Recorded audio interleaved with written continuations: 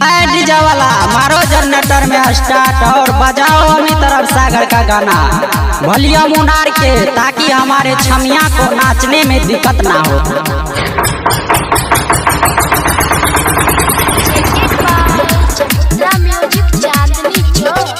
छोरा सबे पागल भेलो तोरा के फिगोर पो, पहाड़े छोरे जर लाइट तोरा के बुफोर पो, पहाड़े छोरे जर लाइट तोरा के बुफोर पो।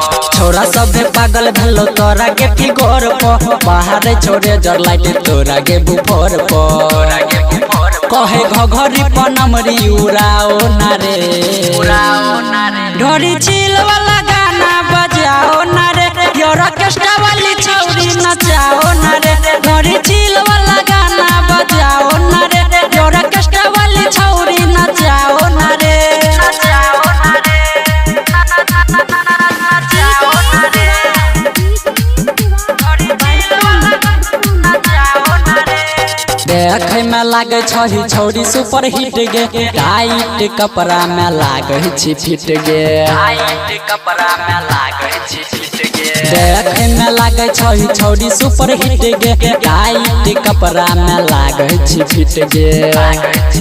कहू लहे लहे कमर हिला बहन गे, ढोरी चिल वाला गाना बजाओ ना रे, ऑर्केस्ट्रा वाली छौरी नचाओ ना रे।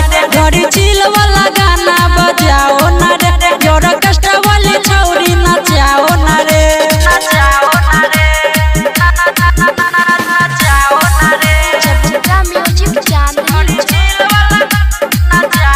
रे। मॉडल जमाना के छौरी सुपर हिट गे, राइटर सौरभ लल तो किस गे, राइटर सौरभ लल तो किस गे। मॉडल जमाना के छौरी सुपर हिट गे, डीजे वाला छौरा लल तो किस गे। कहो मिथिला के गाना बजाओ ना रे, बजाओ ना रे।